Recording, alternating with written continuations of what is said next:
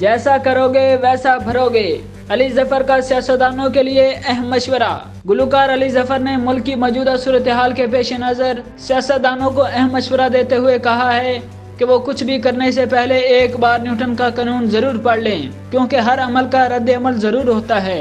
पाकिस्तान इस वक्त इंतहाई तशवीशनाक सियासी और मुआशी सूरत हाल से गुजर रहा है, जिसकी वजह से हर पाकिस्तानी परेशानी का शिकार है। मौजूदा सियासी अदम इस्तेकाम की वजह से न सिर्फ मुल्क मुआशी बहरान से दो चार है, बल्कि दहशतगर्दी ने भी दोबारा अपना सर उठा लिया है। मुल्क के मुख्तलिफ इलाकों में दहशतगर्दी के वाक़यात तसलसल से हो रहे हैं। चंद रोज पिशावर की मस्जिद में होने वाले बम धमाके में 100 से ज्यादा अफराद शहीद हो गए थे।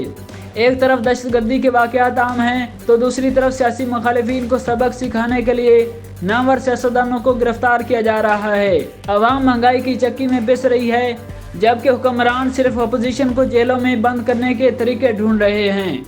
अली जफर पाकिस्तान के वाहिद ऐसे फनकार हैं जो शोबेस के साथ साथ मुल्क की समाजी और सियासी सूरत हाल पर भी पूरी तवज्जो रखते हैं और अक्सर इस बारे में अपनी राय का इजहार करते रहते हैं। अगरचे अली जफर ने कभी किसी सियासी जमात के साथ वाबस्तगी का इजहार तो नहीं किया, लेकिन वो सियासतदानों को मशवरे जरूर देते रहते हैं। अली जफर ने चंद माह पहले सियासी कैदीन को मशवरा देते हुए कहा था कि अपनी दौलत का 5% पाकिस्तान के लिए अतिया करें, ताकि कौम भी मुतासिर होकर ऐसा ही करे और ये हमारे मुल्क के लिए एक और मिसाल बन जाए।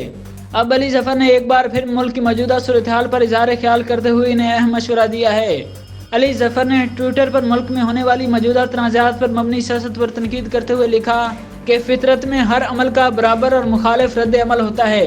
अगर ऑब्जेक्ट ए अपने मुखालिफ ऑब्जेक्ट बी पर एक कुव्वत इस्तेमाल करता है, तो ऑब्जेक्ट बी भी ऑब्जेक्ट ए पर उतनी ही मुखालिफ कुव्वत का इस्तेमाल करता है।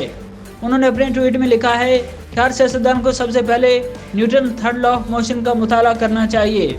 अली जफर के इस बयान पर बहुत से सारिफीन ने अपनी राय का इजहार किया है, जिनमें से एक शख्स ने लिखा कि आप दबे लफ्ज़ों में ये समझाना चाह रहे हैं कि उतना करो जितना बर्दाश्त कर सकते हो, कल को आपके साथ भी ऐसा होना है।